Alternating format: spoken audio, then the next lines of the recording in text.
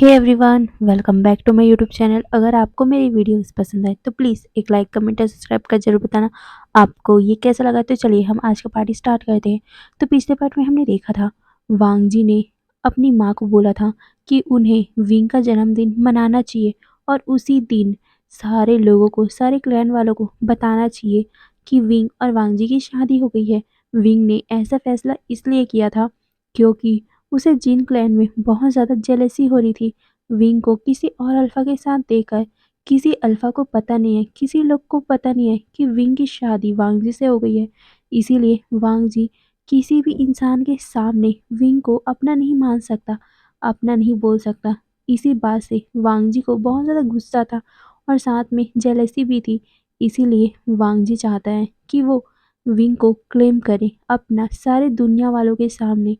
इसी बात के लिए उसने अपनी माँ से कहा था और आज उसकी माँ ने सारे लोगों को कह दिया, मतलब कि लैन कुरैन और चिंगेन जुन को बता दिया है कि वो विंग के बर्थडे के दिन ही सारे क्लैन वालों को बता देंगे। ये सुनकर वो लोग पहले वांग जी के बारे में पूछते हैं कि वांग जी क्या चाहता है और फिर वो भी अपना सर हिला देते हैं और फिर ऐसे ही टाइम बीतता है। कल विंग का जन्मदिन है। सारे क्लैन में न्योता दे दिया गया था, साथ ही जांग क्लैन में भी। जांग क्लैन में जब विंग का बर्थडे का इनविटेशन आया था तो सारे लोग कंफ्यूज थे, बस जैंग फैमिया को छोड़ के, क्योंकि जैंग फैमिया ने इस बारे में कि वुशियान ही विंग है किसी को नहीं बताया था, क्योंकि वो चाहते ही नहीं थे कि मैडम लैन मतलब मैडम यू को पता चले कि विंग उसकी बहन का बेटा नहीं है, वो किसी और का बेटा है। इसीलिए उन्होंने नहीं बताया था और आज विंग का जन्मदिन है। ये सुनकर मैडम यू कंफ्यूज थी, क्योंकि उन्हें पता है कि विंग का जन्मदिन किसी और दिन आता है।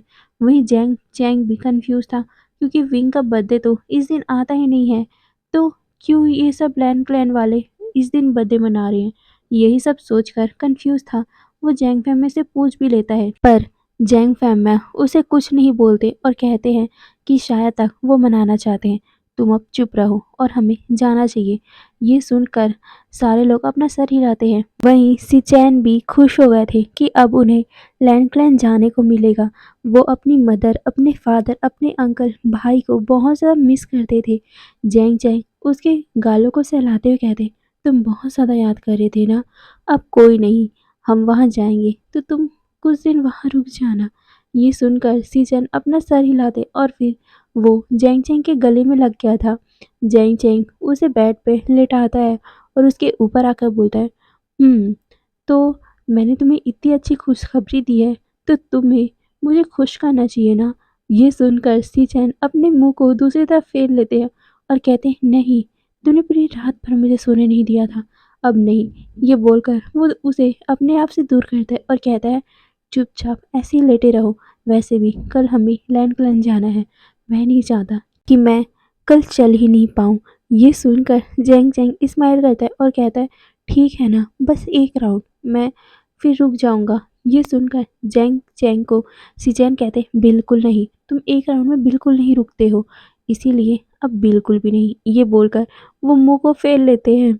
सिचैन को देखकर जैंग चैंग मुंह बनाता है और कहता है, प्लीज़ ना, प्लीज़। ये बोलकर वो उसके बैली पे अपना हाथ फिराया जा रहा था, जिसे देखकर सिचैन अपने हाथ को, मतलब उसके हाथ को अपनी बैली से हटाता है और कहता है, मैंने बोला ना, नहीं मतलब नहीं, मुझे कल उठना भी है और साथ में हमें लैंड क्लैन भी जाना है। ये बोलकर वो उसे गुस्से में देखता है और कहता है, चुपचाप सो जाओ। ये बोल वो अपने ऊपर कंबल को डाल लेते हैं। जैंग जैंग मुंह बनाता है और फिर वो कहता है, हाँ ठीक है। ये बोल वो उसे अपने गले से लगा लेता है और कहता है, ठीक है, मैं कुछ करूँगा नहीं, पर मुझे हक तो करने दो। ये बोलकर वो उसे अपने गले से लगाकर सो गए थे। जैंग चैंग की ऐसी हरकतें देखकर सिचैन मुस्कुराते हैं और फिर वो भी सो गए थे। फिर टाइम स्किप होता है। अब कल का टाइम दिखाया जाता है। आज विंग का बर्थडे था। आज मैडम लैन ने पूरे लैंड क्लैन को सजाया था। वैसे तो लैंड क्लैन को ज़्यादा सजाया नहीं जाता, पर आज मैडम लैन ने विंग के बर्थडे के नाम पर इतना सजाया था कि कोई कह ही नहीं सकता कि ये लैंड क्लैन है। यहाँ तक कि लैंड क्लैन को देखकर सारे लोग शॉक थे। वहाँ वांग जी, लैन कुरैन और लैन चिंगहेंजुन अपना सर शेक कर रहे थे कि उनका न मतलब कि मैडम लैन का कुछ नहीं हो सकता। मैडम लैन विंग को तैयार कर रही थी। वो कहती है आज तुम्हें सबसे ज़्यादा खूबसूरत दिखना है, क्योंकि आज सबको पता चलने वाला है कि तुम इतनी खूबसूरत सी ओमेगा, मेरे बेटे की ओमेगा हो। ये सुनकर विंग स्माइल करता है। वहीं मैडम लैन उसके बालों को बना रही थी। वांग जी कुछ टाइम बाद वहाँ आता है। वो देखता है कि उसकी माँ कैसे विंग के बालों को बना रही है। विंग किस तरह मुस्कुरा रहा है। वांग जी के फेस में भी स्माइल आ गई थी। मैडम लैन वांग जी को देखकर कहती है, लैन जैन तुम क्या कर रहे हो? तुम्हें बोला था ना मैंने, काम वाम छोड़ो, तैयार हो, क्योंकि आज सबके सामने तुम दोनों को मुझे प्रेजेंट करना है। जाओ जल्दी तैयार हो, और हाँ वो रेड रोब पहनना। ये सुनकर वांग जी अपनी माँ को देखते हुए कहता है, माँ पर रेड रोब क्यों? ये सुनकर मैडम लैन कहती है, क्योंकि आज स्पेशल है। ये बोलकर वो वांग जी को देखती है मुस्कुराते हुए, और साथ में उसके फेस में एक थोड़ा सा क्रीपी वाला स्माइल था, जिसे देखकर वांग जी थोड़ा कंफ्यूज था और थोड़ा शॉक भी। उसकी माँ ने क्या प्लान किया हुआ है? पर वांग जी अपना सर नोट करता है, और फिर वो उस कपड़े को उठाकर नहाने के लिए, मतलब कि नहाकर कपड़े पहनने के लिए चला गया था। वांग जी को जाते हुए देखकर विंग वांग जी की तरफ देखता है, और फिर वो मैडम लैन से कहता है, पर माँ मुझे समझ नहीं आ रहा है, आप हमें रेड कपड़े पहना क्यों रहे हो? हम ऐसे नॉर्मल भी तो पहन सकते हैं ना? ये सुनकर मैडम लैन कहती, आज बहुत ज़्यादा इम्पोर्टेंट है और तुम्हें रेड ही पहनना पड़ेगा। ये सुनकर विंग कंफ्यूज था, फिर भी वो कुछ नहीं बोलता। उसके बाद मैडम लैन विंग के बालों को बना देती है। उसमें बहुत सारे पिन भी लगाती है, सुनहरे पिन, जिसे देखकर विंग तो कंफ्यूज था और बहुत ज़्यादा शॉक भी, क्योंकि वो बहुत ज़्यादा खूबसूरत लग रहा है। जितना वो अपने शादी वाले दिन लग रहा था, उससे ज़्यादा खूबसूरत आज लग रहा है। विंग इतना ज़्यादा खूबसूरत लग रहा है कि मैडम लैन ने एक काजल के टीके को विंग के कानों के पीछे लगा दिया था, और वो कहती है, तुम्हें किसी की नज़र मत लगे। ये सुनकर विंग ब्लश करता है, और फिर मैडम लैन कहती है, देख लेना लैन जब तुम्हें देखेगा तो वो तो तुमसे अपनी नज़र ही नहीं हटा पाएगा। और हाँ, आज तो तुम्हारा पहला हीट आने वाला है, मैं उसे कैसे भूल सकती हूँ। देख लेना लैन जब तुम्हें इस तरह देखेगा ना, वो तुम्हारे हीट का भी इंतज़ार नहीं करेगा और तुम पे टूट पड़ेगा। ये सुनकर विंग के दोनों कान रेड हो गए थे।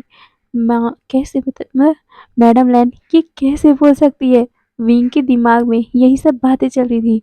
मैडम लैन उसके कानों के पास आकर बोलती है, वैसे मैं तुम्हें ये एक बात एडवांस में बता देती हूँ, ये लेंस ना बहुत ज़्यादा एग्रेसिव रहते हैं रट के दिनों में, बहुत ज़्यादा हर्ट कर देते हैं।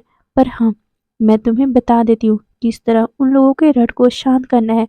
ये बोलकर वो विंग के कानों में कुछ फुसफुसाती है, जिससे विंग की आंखें बड़ी-बड़ी हो गई थी, और वो मैडम लैन को उस आईने से देख रही थी। मैडम लैन उसके कंधों को टैप करते हुए बोलती है, तो मैंने तुम्हारी माँ के हिसाब से तुम्हें एडवाइस दे दिया है कि कैसे तुम्हारे अल्फा को तुम्हें संभालना है। बस तुम उसे संभाल लेना, और हाँ, वांग जी तुम्हें ज़्यादा हर्ट नहीं करेगा। ये सुनकर विंग के दोनों गाल, उसके नेक, उसकी ईयर सब रेड हो गए थे, और वो ब्लश करते हुए अपने सर को नीचे कर लेता है। मैडम लैन मुस्कुराती है, और फिर वो कहती है, विंग मेरा यही इंतज़ार करो, मैं बस 2 मिनट में कुछ काम करके आती हूँ। ये सुनकर विंग अपना सर नोट करता है, और फिर विंग वहाँ से उठता है, मैडम लैन को जाते हुए ग्रीट करता है, और फिर कुछ टाइम बाद वहाँ पर वांग जी आता है। विंग गेट के पास था, इसीलिए वांग जी उसके फेस को नहीं देख पाया था। वांग जी आते हुए कहता है, विंग क्या माँ चली गई? ये सुनकर विंग पीछे मुड़ता है, और वो जैसे वांग जी को देखता है और वांग जी की नज़र जैसे विंग पे पड़ती है, वांग जी तो शॉक में था। उसको मतलब समझ नहीं आ रहा था वो कैसे रिएक्ट करे। उसकी धड़कन बहुत ज़्यादा तेज़ हो गई थी। विंग कितना ज़्यादा खूबसूरत लग रहा है। वो धीरे-धीरे करके विंग के पास आने लग गया था। वहीं विंग वांग जी जिस तरह से उसे देख रहा था, उस तरह से देखते हुए विंग शर्मा गया था, और उसने अपनी आँखों को नीचे कर लिया, और वो अपनी उँगलियों से अपने कपड़ों से खेलने लग गया था, जिसे देखकर वांग जी के होठों में एक छोटा सा स्माइल आता है, और वो विंग के पास आता है, और उसे कमर से पकड़कर अपनी तरफ खींच लेता है, जिससे विंग की आंखें बड़ी-बड़ी वांग जी की तरफ देखता है। वांग जी विंग को देखते हुए कहता है, मैं कैसे अपने आप को कंट्रोल करूं जब तुम इतने ज़्यादा खूबसूरत लग रहे हो। क्या मैं तुम्हें यहीं पर बंद करके रख दूं?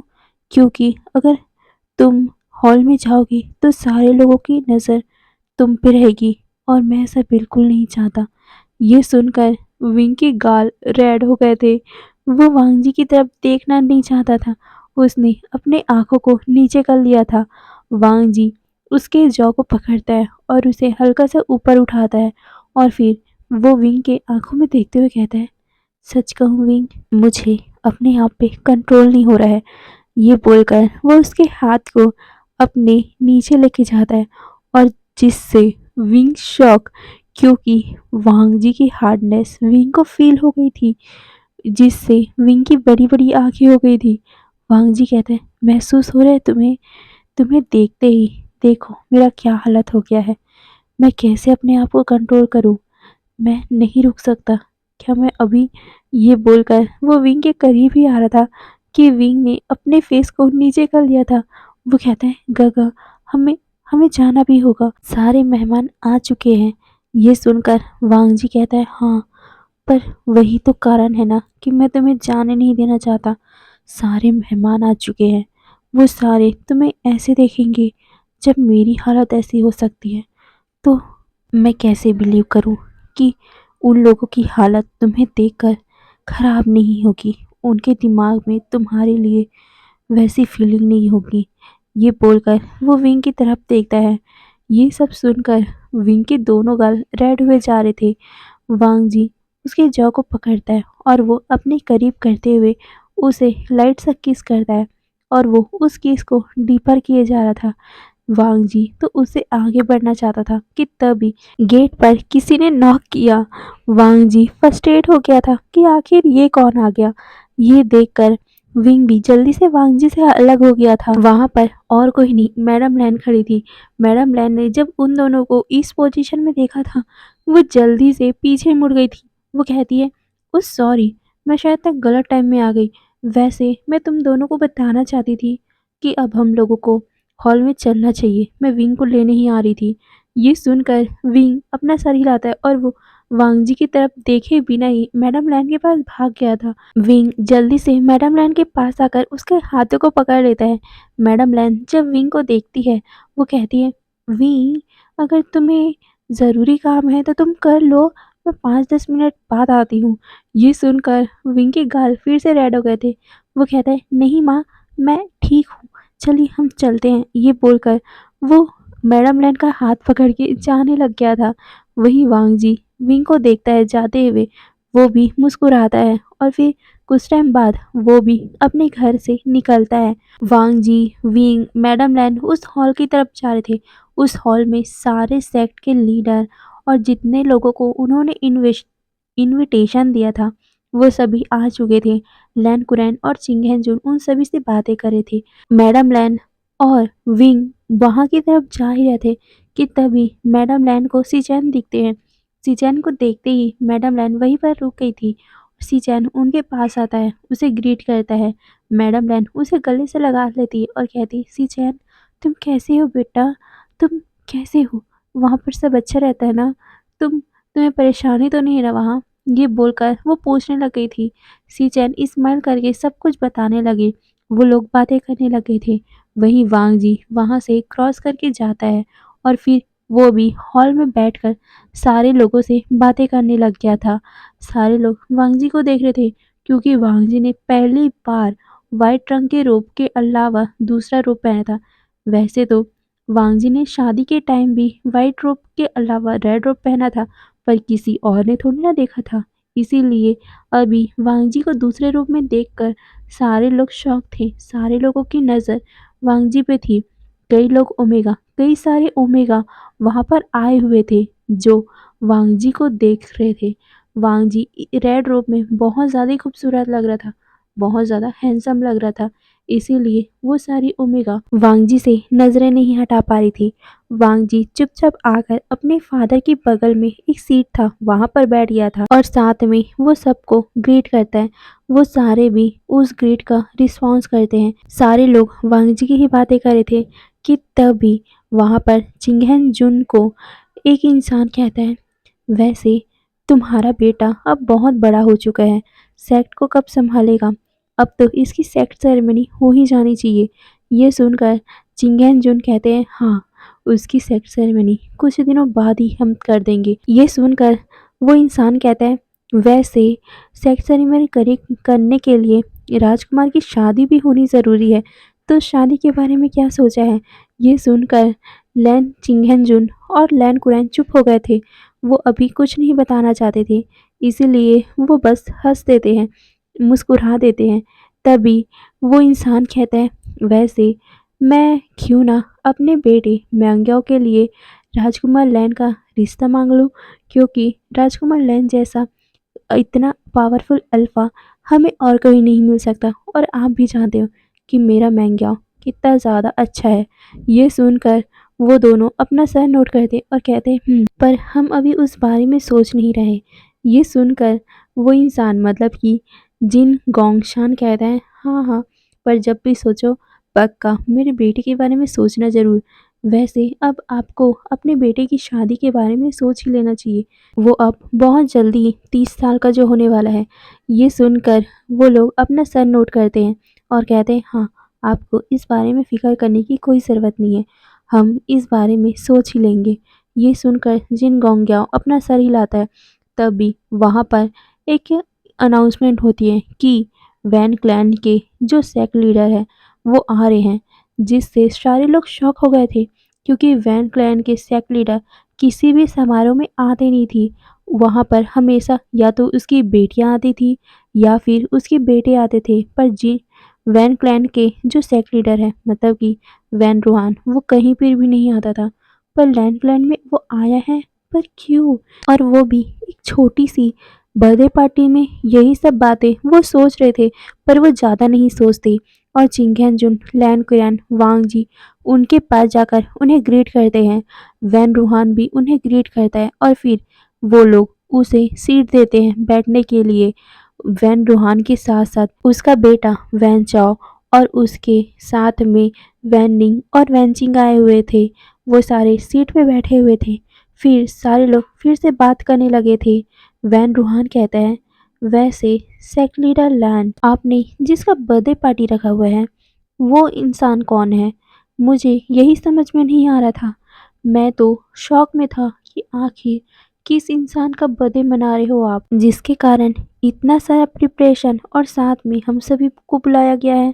मुझे उस इंसान को देखना है, इसीलिए मैं खास कर यहाँ आया हूँ। ये सुनकर लैन चिंगेनजुन कहते हैं, हाँ, वो ज़रूर जल्दी आ जाएंगे, वो तैयार ही हो रहा होगा। ये बोलकर वो स्माइल करता है। तभी लैन वांगजी को देखकर वैन रूहान कहता है, वैसे आपका बेटा लान वांगजी तो बहुत बड़ा हो चुका है, वो अब सेक्स संभालने के लायक हो चुका है। आपको अब रिटायरमेंट ले ही लेना चाहिए। अब लान वांगजी को इस सेक्ट की जिम्मेदारी दे देना चाहिए। और हाँ, आप ये सोचकर अगर उसे सेक्ट की जिम्मेदारी नहीं दे रहे हो कि लान वांगजी के लिए अच्छा ओमेगा नहीं मिल रहा है, तो आपको फिक्र करने की कोई ज़रूरत नहीं है। मैं आपके सामने वही प्रस्ताव रखने वाला था, क्यों ना हम एक सेक्ट के रिश्ते को छोड़कर हम फैमिली के रिश्ते में बन जाए। मैं चाहता हूँ कि मैं अपनी वैन किंग का रिश्ता आपके बेटे के साथ करूं। आपको बहुत ज़्यादा ही प्रॉफिट होगा। हमारा वैन क्लैन बहुत ज़्यादा पावरफुल है और जब वो लैन क्लैन के साथ मिल जाएगा तो ये भी बहुत ज़्यादा अच्छा ऑप्शन होगा आप लोगों के लिए। ये सुनकर लान वांगजी की मुट्ठी कस गई थी। क्या है यार, यहाँ जितने भी लोग भी आ रहे हैं वो वांगजी के रिश्ते के बारे में क्यों बात कर रहे हैं? वो चुपचाप शांति से नहीं बैठ सकते क्या? वांगजी के दिमाग में यही चल रहा था। वो तो अपनी मुट्ठी कस रहा था और वो अपने मन में कह रहा था, कुछ टाइम बस रुक जाओ, सबको पता चल जाएगा।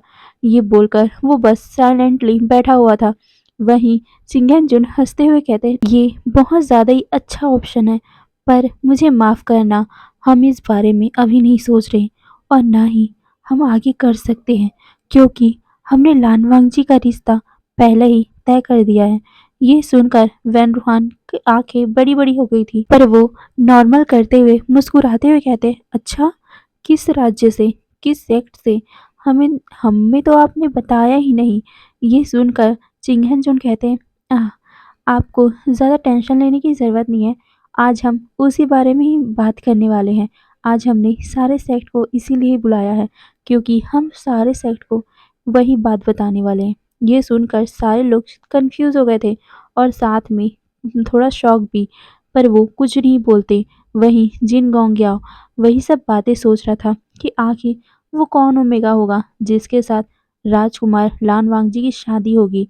फिर कुछ टाइम बाद वहाँ पर अनाउंसमेंट होती है कि वहाँ पर लैंड फुरैन आ रही है, जिससे सारे लोगों के ध्यान गेट की तरफ होते हैं।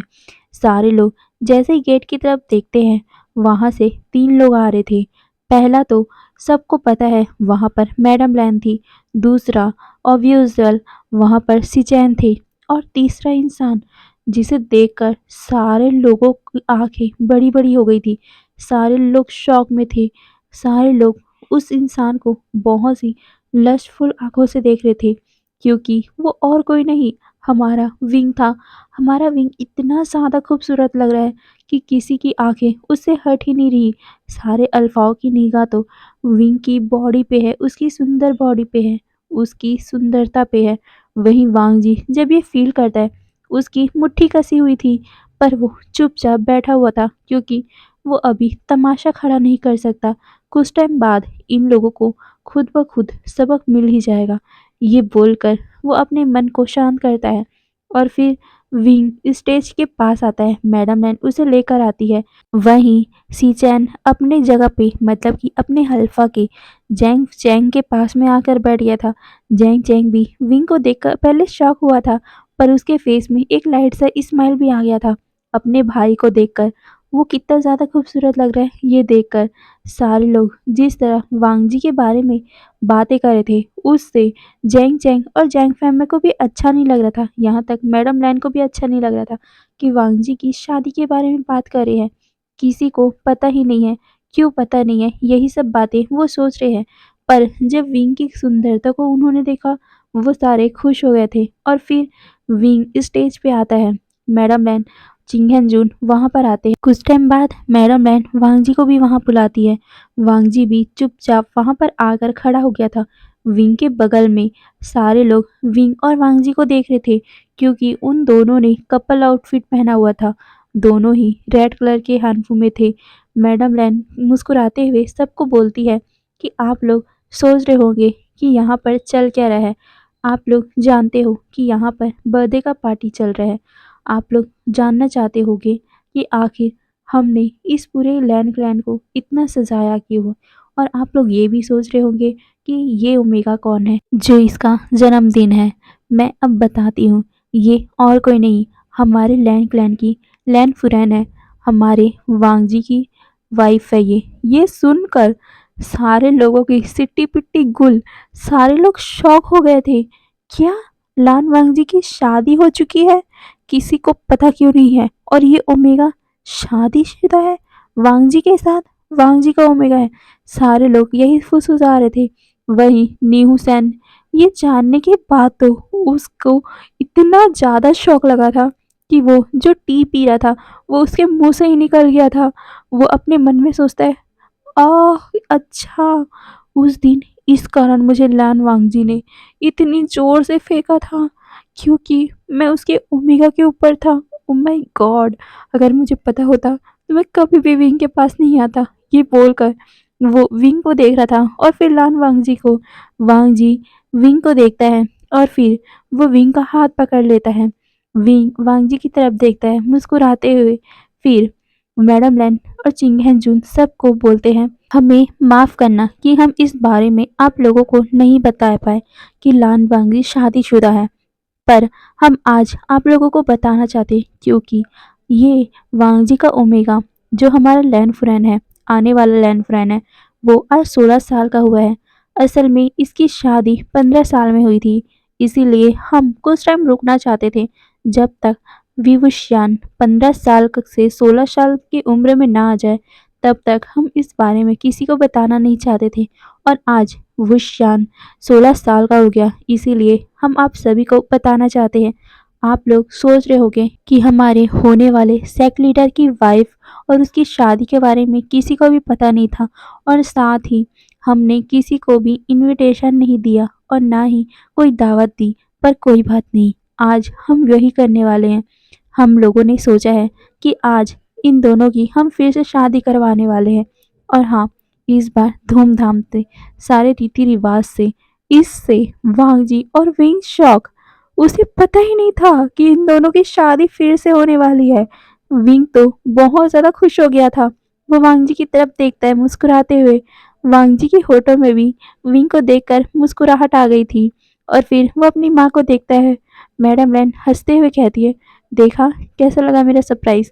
मैंने बोला था ना तुम दोनों को बहुत अच्छा लगेगा। ये सुनकर दोनों ही स्माइल करते हैं। और फिर वहां पर प्रीस्ट आते हैं। प्रीस्ट उन दोनों की शादी फिर से करवाते हैं। वो दोनों फिर से टी पीते हैं। दोनों के हाथों में फॉरहेड रिबन बांधी जाती है। और फिर उन दोनों को ही किस करने को बोला जाता है। पहले विंग शर्मा रहा था, पर इस बार खुद वांग जी उसके कमर को पकड़कर अपनी तरफ खींच लेता है। और वो सबको दिखाना चाहता था कि देख लो, ये मेरी ओमेगा है। कोई भी बोले ना कि मेरी शादी किसी और से हो। ये वांग जी जताना चाहता था, इसीलिए वो रफली विंग को किस करने लगा था। वांग जी के ऐसे रफनेस से विंग की सांसें उखड़ने लगी थी। वो वांग जी की सीने में हल्का हल्का टैप करने लगा था, जिसे देखकर वांग जी विंग से अलग होता है। विंग ब्लश करने लगा था। फिर उन दोनों को बहुत ज़्यादा ब्लेसिंग दी जाती है। दोनों ही खुश थे। उसके बाद सारे लोगों के सामने वांग जी बो करता है, विंग बो करता है। और फिर उन लोगों का सेरेमनी स्टार्ट होता है, विंग के जन्मदिन का। सारे लोग विंग और वांग जी को गिफ्ट देने आते हैं। वैसे तो सब लोगों ने विंग के लिए गिफ्ट लिया था, पर भी क्या कर सकते हैं, सारे लोग वांग जी और विंग को ही गिफ्ट दे रहे हैं। वहीं यान ली जिनलिंग के साथ अपने हस्बैंड के साथ विंग के पास आती है। वो विंग को गले से लगाती है और कहती है, मैं तुम्हारे लिए बहुत ज़्यादा खुश हूँ। ये सुनकर विंग भी स्माइल करता है। और फिर वहाँ पर जैंग चैंग, जैंग फैमिया, मैडम लैन, मतलब मैडम यू, वो सारे आते हैं। विंग उन लोगों को ग्रीट करता है, वांग जी भी ग्रीट करता है। मैडम यू विंग को देखते हुए उसके बालों को सहलाती है और फिर उसे ब्लेसिंग देती है हायर लाने का। हाँ, क्योंकि वो बड़े बुजुर्ग तो ऐसे ही कहते हैं ना, खुश रहो, सदा सुहागन रहो और अच्छे से बेबी दो, यही सब तो बोलते हैं। वैसे ही मैडम यू और जैंग फैमिली ने भी विंग को यही बोला, जिससे विंग ब्लश हो गया था। फिर जैंग चैंग और लैंसी चैन उनके पास आते हैं। वो भी विंग को गिफ्ट देते हैं, वांग जी को गिफ्ट देते हैं। और फिर वो भी उन्हें ब्लेसिंग देते हैं। वांग जी और विंग उन लोगों को ग्रीट करते हैं। और फिर धीरे धीरे करके सारे सेक्ट के सेक्ट लीडर उन लोगों के पास आ रहे थे, उन्हें ग्रीट कर रहे थे। पर वैन रूहान और जिन गोंग शान का तो फेस उतरा हुआ था। उन लोगों को बहुत ज़्यादा गुस्सा आ रहा था, फिर भी वो कुछ नहीं कर सकते थे। और वो भी आकर वांग जी और विंग को ब्लेसिंग देते हैं। और फिर नी फैमिली की बारी आती है। जब नी हुसैन विंग के पास आता है, वो विंग को देखते हुए कहता है, तुम ना मेरे दोस्त नहीं हो। तुमने मुझे बताया नहीं कि तुम लान वांग जी की वाइफ हो, यहाँ की लैन फुरैन हो। तुम मेरे दोस्त नहीं हो ना, इसीलिए तुमने नहीं बताया। ये सुनकर विंग अपने कान को पकड़ते हुए कहता है, न्यू सैन मुझे माफ़ कर दो, मैं ये बता नहीं सकता था, ये सीक्रेट था। ये सुनकर न्यू सैन मुंह बना लेता है और कहता है, खाक का सीक्रेट जो बचपन के दोस्त को नहीं पता। ये सुनकर विंग माफ़ी मांगता है। फिर न्यू सैन कहता है, ओके ओके फाइन, पर आज के बाद मुझसे कोई सीक्रेट मत रखना। ये सुनकर विंग स्माइल करता है और फिर अपना सर नोट करता है। और फिर न्यू सैन विंग और वांग जी को गिफ्ट देता है। और फिर वो वहाँ से जाकर अपनी जगह पे बैठ गया। और फिर उन लोगों की दावत स्टार्ट होती है। दावत में सारे लोग अपना खाना खा रहे थे, पर कुछ लोगों की निगाह वांग जी के ऊपर थी तो कुछ लोगों की निगाह विंग के ऊपर। फिर खाना खाने के बाद सारे लोगों को लैंड क्लैन में ही रुकने को बोला जाता है, क्योंकि रात हो चुकी है और रात में किसी को भी बाहर जाने की अनुमति नहीं है। सारे लोग अपने अपने रूम में थे। आज विंग और वांग जी अपने रूम में जाते हैं। वहाँ जाने के बाद वो तो शॉक ही हो गए थे, क्योंकि पूरे जिंगशी को बहुत ही ज़्यादा सुंदर तरीके से सजाया गया था, ऐसे जैसे कि मैरिड नाइट को दिन को सजाया जाता है। विंग बहुत ज़्यादा ही शर्मा रहा था, वो अंदर जा ही नहीं रहा था। मैडम लैन उसे अंदर भेजती है और वांग जी को भी, और वो कहती है कि आज विंग का हीट कभी भी आ सकता है, तो तुम अच्छे से रहना। ये बोलकर वो वांग जी को समझाती है और फिर वो वहाँ से गेट को बंद करके चले गई थी। विंग और वांग जी डम्बफाउंडली उस गेट को देख रहे थे और फिर एक दूसरे को। फिर विंग शर्माने लग गया था और वो कहता है, गगा मैं कपड़े चेंज करके आता हूँ। ये बोलकर वो वॉशरूम की तरफ भाग रहा था, पर वो भाग पाता उससे पहले ही वांग जी ने उसे पीछे से पकड़ लिया था। वो कहता है, तुम्हें ज़रूरत ही क्या है? वैसे मैं अपने आप को इतने टाइम से कंट्रोल कर रहा था। तुम्हें पता है मेरा ड्रैगन कितना ज़्यादा जेलस हो रहा था? तुम्हें पता है ना विंग, मेरे जेलसी को कैसे कम किया जाता है? चलो आज हम कम करते हैं। ये बोलकर वो विंग को अपने गोद में उठा लेता है और वो बेड की तरफ ले जाने लगा था। हे गाइस, तो आज के लिए बस इतना ही। फिर नेक्स्ट पार्ट में देखेंगे हमारे विंग का हीट। तो बाय बाय।